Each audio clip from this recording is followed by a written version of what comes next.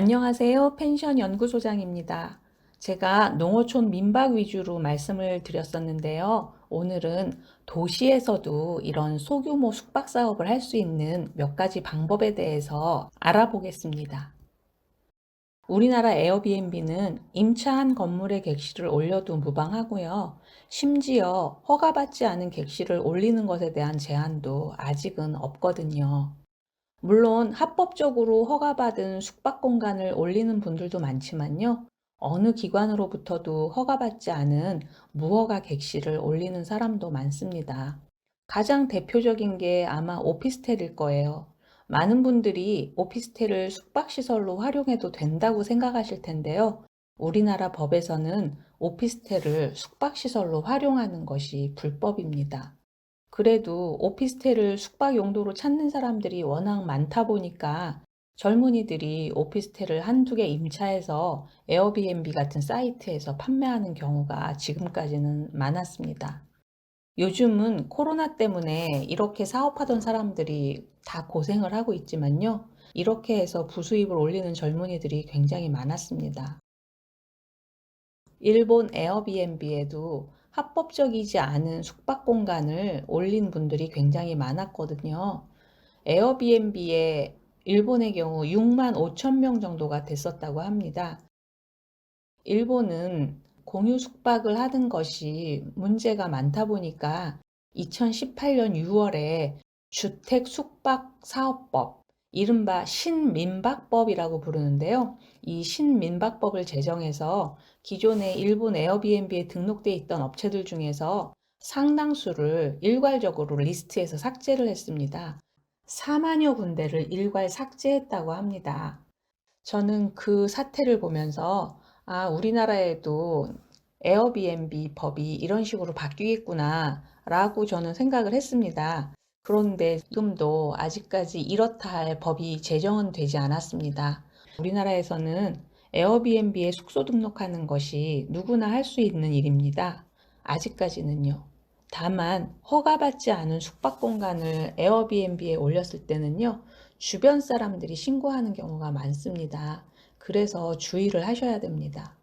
주변인들이 무허가 숙박업소라고 신고하면 당연히 단속을 나오고 벌금도 물리고 숙박시설을 폐쇄 조치하거든요. 허가받지 않은 숙소를 에어비앤비로 이용한 손님들이요, 오히려 주인을 협박하는 경우도 있다고 합니다. 떳떳하고 마음 편하게 사업하려면 합법적인 시설을 가지고 사업을 하는 게 아무래도 좋겠죠. 그래서 오늘 영상은요, 도시를 떠나지 않고도 합법적으로 소규모 숙박 사업을 할 수 있는 4가지 방법에 대해서 소개해 보려고 합니다. 수도권에서 할 수 있는 숙박 사업 중에 가장 대표적인 것은 모텔이나 여관같이 정식으로 숙박시설로 허가받은 건물을 구입하거나 임차해서 사업을 하는 겁니다. 숙박시설 허가는 상업지역 토지에서만 나는 것이다 보니 가격들이 상당합니다. 아주 허름한 건물도 매입하려면 수십억이 들어갑니다. 그렇지만 모텔 같은 건물은 임대 시장이 굉장히 활성화되어 있습니다. 그래서 자본이 부족하다면요, 임대로 접근하시는 것도 저는 좋다고 생각합니다. 모텔에 대해서는 여전히 러브호텔 같은 인식이 있잖아요. 그래서 저라면 모텔 건물을 임차해서 기존의 모텔 인테리어와는 좀 다르게 펜션이나 게스트하우스 느낌이 나도록 리모델링을 할 것 같습니다. 임차한 건물에 큰 자본을 넣어서 공사하는 것이 위험하다고 생각되실 텐데요. 요즘은 장기적인 임차가 가능해서요. 투자한 비용을 어느 정도 회수할 수가 있습니다. 5년에서 10년까지도 장기적으로 임차를 할 수 있으니까 투자한 자금에 대해서 충분히 수익화할 수 있는 거죠. 중간에 사업을 접는다면 이 권리금을 좀 받으면서 다른 임차인에게 넘길 수도 있거든요. 그래서 저는 모텔 건물을 임차해서 사업을 시작하시는 것도 나쁘지 않다고 생각합니다. 도시에서 합법적으로 숙박 사업을 할 수 있는 방법 중 두 번째는요, 관광 숙박 시설입니다. 관광 숙박 시설의 가장 대표적인 것은 호텔입니다. 아무래도 호텔은 자본금이 많이 들어가니까 일반인이 소규모로 접근하기에는 어렵죠. 그런데요, 관광 숙박시설의 한 종류인 호스텔로 접근하시면 도시에서도 충분히 숙박 사업을 시작할 수 있습니다. 호스텔은 상업지역에서는 당연히 허가가 잘 나오고요. 시골의 계획관리지역에서도 허가를 받을 수 있습니다. 그런데 특이한 것은요, 도시의 주거지역에서도 허가를 받을 수 있다는 점입니다. 이것이 가장 획기적인 부분입니다. 주거지역에서도 허가를 받을 수 있으니까 생각보다는 작은 비용으로 도시에서 숙박업을 할 수 있는 길이 열리는 것이죠. 물론 도로 조건이 있습니다. 도로 폭이 8m 이상 돼야 되고요. 그런 도로에 해당 부지가 4m 이상 연접해야 됩니다. 호스텔의 최대 장점은 상업지역 같이 토지 가격이 높은 땅이 아니라 상대적으로 토지 가격이 저렴한 주거지역에서도 허가를 받을 수 있다는 점이니까요. 이 점을 10분 활용하시면 도시에서도 합법적인 숙박 사업을 하실 수가 있습니다. 도로 폭이 8m가 확보되는 곳이 아주 많지는 않지만요. 그렇다고 아주 없지도 않습니다. 찾아보면 수도권에 이런 도로 조건을 갖추고 있는 단독주택이 생각보다 많습니다. 만약에 모퉁이에 위치한 단독주택이라면요. 한쪽 면은 길이 넓을 수도 있거든요. 그래서 관광 숙박업 중에서 가장 소자본으로 할 수 있는 것이 호스텔이니까 도시를 떠나지 않은 상태에서 숙박업을 하시려는 분들에게는 호스텔이 최상의 조건이라고 저는 말씀드리고 싶습니다. 도시를 떠나기는 싫고 그렇다고 계속 직장 다니는 것도 싫으신 분들 한번 잘 검토해 보십시오. 숙박 사업이라는 것이 인터넷 홍보만 잘 할 수 있으면 어렵지 않게 가동률을 올릴 수 있거든요. 다른 어떤 사업보다 리스크가 적은 사업이 숙박 사업이라고 저는 생각합니다. 전문 지식 없어도 누구나 시작할 수 있으니까요. 한번 진지하게 고민해 보십시오. 수도권에 아파트가 많아 보이지만 일반 주택이 더 많다는 거 혹시 아십니까?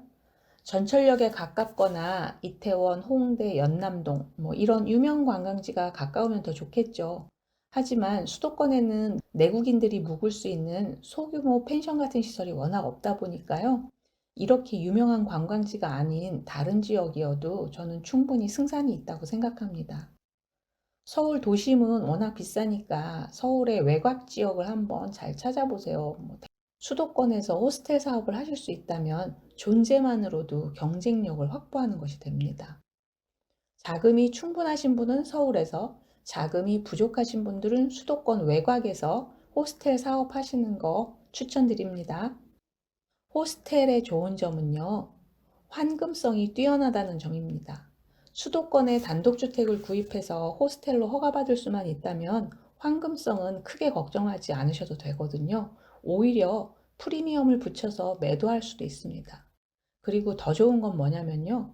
호스텔로 사업을 하시면 대출도 많이 받을 수 있습니다. 요즘 집으로는 대출 잘 안 해주잖아요. 그런데 호스텔로 사업을 하는 경우에는 사업자금으로 대출이 나가는 거기 때문에 상대적으로 대출이 간편합니다. 대출 금액도 높아질 수 있고요. 세 번째 방법 말씀드리겠습니다. 도시를 떠나지 않고 숙박업을 할 수 있는 세 번째 방법은요. 외국인 관광 도시민박업으로 허가받는 겁니다. 제목이 되게 길죠? 저는 앞으로 도시민박업이라고 줄여서 말하겠습니다. 시골에 농어촌 민박이 있듯이요. 도시에는 도시민박업이라는 제도가 있습니다. 이것도 문화관광부 소관입니다. 보건복지부 소관이 아닙니다. 문화관광부의 관광진흥법이 관장하는 그런 민박입니다. 시설 면적은 농어촌 민박이랑 동일합니다. 230제곱미터 미만의 주택이면 허가를 받을 수 있습니다. 이 도시민박은요, 단독주택뿐만 아니라 아파트나 연립, 다세대 주택 이런 곳에서도 허가를 받을 수 있습니다. 자가 건물과 임차 건물 모두 가능합니다. 그런데요, 다세대나 연립, 아파트 같은 공동주택에서는요, 민박업을 하시더라도 이웃 주민들의 동의를 별도로 받으셔야만 합니다. 예를 들어서 아파트라면 그 아파트가 제정해 놓은 자치 규약이 있을 텐데요. 그 규약에 의거해서 이웃 동의의 범위가 정해집니다. 어떤 아파트는 아랫집, 윗집한테만 동의를 받으면 허가가 가능할 수도 있고요. 어떤 아파트는 같은 출입구를 사용하는 전체 주민일 수도 있습니다. 그리고 어떤 아파트는 실제 이런 곳이 있는데 해당 동 전체 주민에게 동의를 받아야만 한다고 명문화해 놓은 곳도 있습니다. 이런 곳에서는 아예 도시민박을 하지 말라는 얘기니까 접근하지 않는 게 좋겠죠. 그냥 단독주택이라면 이런 동의를 받는 절차가 필요 없는데요. 아파트 같은 공동주택에서는 주민 동의를 꼭 받아야 해서 아파트에서는 도시민박을 적법하게 하는 경우가 사실 흔하지는 않습니다. 외국인 관광 도시민박업이라는 것이요. 제정된 취지 자체가 외국인들이 한국에 와서 홈스테이를 하면서 한국인의 가정 문화를 체험하도록 하기 위한 겁니다. 그런 법 제정 취지가 있기 때문에 주인이 전입신고만 하고 실제 해당 건물에 살지 않는다면요, 더 심각하게 법을 위반하는 것이 됩니다. 기본적인 법 제정 취지와 너무 달라지는 거니까요. 오피스텔이랑 원룸에서는요, 도시민박업 허가를 해주지 않습니다. 왜냐하면 오피스텔은 주택이 아니고 업무용 시설로 보기 때문에 허가를 안 내주는 것이고요. 원룸은 방이 딱 하나인 구조잖아요. 주인이랑 손님이 분리해서 묵을 수가 없잖아요. 결국은 혼숙을 하게 된단 말이죠. 법 취지에 맞는다면 그게 사업으로 인정을 받을 수가 없는 겁니다. 손님하고 주인이 어떻게 혼숙을 합니까? 그래서 우리나라에서요, 도시민박업은요, 오피스텔이랑 원룸으로는 허가를 받을 수 없다는 거, 이 점을 기억하셔야 합니다. 외국인 도시민박업으로 사업을 하는 분들이 불만으로 여기는 게 뭐냐면요. 이름에도 앞에 외국인자가 붙어 있듯이 외국인만 손님으로 받아야만 한다는 점입니다. 내국인 손님을 받는다면 그건 불법입니다. 도시민박업의 제정 취지 자체가 한국인의 가정문화를 외국인한테 체험하도록 하기 위한 거라고 말씀드렸잖아요. 내국인은 처음부터 받을 수 없게 되어 있는 겁니다. 그런데 도시민박업 하는 사람들은 내국인도 받고 싶은 거예요. 외국인만 받아서는 매출액이 크지 않으니까요. 왜 도시민박업은 내국인을 못 받게 하냐라고 언제나 불만이 많았습니다. 법 제정 취지가 그랬다는 것은 생각을 안 하고 무조건 내국인도 받게 해달라고 떼를 쓰는 형편이었죠. 그런데 다행히도 서울의 도시민박업에 대해서 희소식이 하나 있습니다. 내국인 손님도 받을 수 있도록 특례법이 새로 만들어졌습니다. 서울 메트로스테이라는 것이 바로 그건데요. 기존의 도시민박업 사업자가 자신의 집이 서울 전철역 1호선에서 9호선까지 출입구에서 반경 1km 이내라면요. 1년 중에 180일 동안 내국인 손님도 받을 수 있도록 특례를 만들었습니다.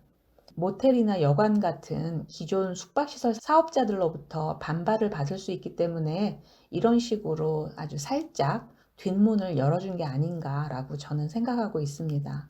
도시민박업자들이 전면적으로 내국인 손님을 받을 수 있도록 허용해 줬다가는 숙박시설 사업자들이 데모하고 그럴 수도 있잖아요. 숙박시설 중앙회 파워가 생각보다 세거든요. 외국인 도시민박업 하시는 분 중에서 위치가 전철역 반경 1km 이내라면 신청을 할 수 있으니까 한번 검토해 보십시오. 신청은 위홈이라는 사이트에서 가능한데요. 판매 역시도 에어비앤비가 아닌 위홈이라는 사이트에서만 해야 됩니다. 그렇다고 무한정 내국인 영업을 허가해 주는 건 아니고요. 토탈 4,000명의 사업자까지만 등록이 가능하다고 합니다. 도시를 떠나지 않고 숙박업을 할 수 있는 네 번째 방법은요. 한옥 체험업으로 허가받는 겁니다. 한옥 체험업은 숙박 용도로 사용하는 건물이 한옥 지정을 받아야 하는 어려움이 있기는 하지만요. 한옥 체험업은 사업자가 반드시 거주를 하지 않아도 되는 장점이 있습니다. 특히 최근에는 한옥으로 된 숙소를 찾는 사람들이 증가하는 추세이기 때문에 도시에 있는 한옥 건물을 구입하거나 임차해서 사업한다면 합법적으로 숙박 사업을 할 수 있습니다. 외국인 도시 민박업의 경우 서울 지하철 출구에서 반경 1km 내에 있지 않으면 내국인 손님을 받을 수 있는 방법이 없는데요. 한옥 체험업은 내국인 손님에 대한 제한 규정도 없다는 점에서 추천드리고 싶은 사업입니다. 서울에서 숙박 사업을 소규모로 하고 싶은 분들은 한옥 건물을 잘 찾아보시는 것도 방법입니다. 지금까지 올린 제 영상이 주로 농어촌 민박과 관련한 것이어서 오늘은 도시를 떠나지 않고 합법적으로 소규모 숙박 사업을 할 수 있는 4가지 방법에 대해서 소개를 해드렸습니다. 다시 한번 정리하자면, 첫째, 숙박시설로 허가 난 곳을 활용하는 거. 둘째, 호스텔로 허가받아서 창업하는 거. 셋째, 외국인 도시 민박업으로 허가받는 거. 넷째, 한옥 체험업으로 창업하는 거. 4가지입니다. 오늘 영상은 이것으로 마치겠습니다. 구독과 좋아요 꼭 부탁드립니다. 감사합니다.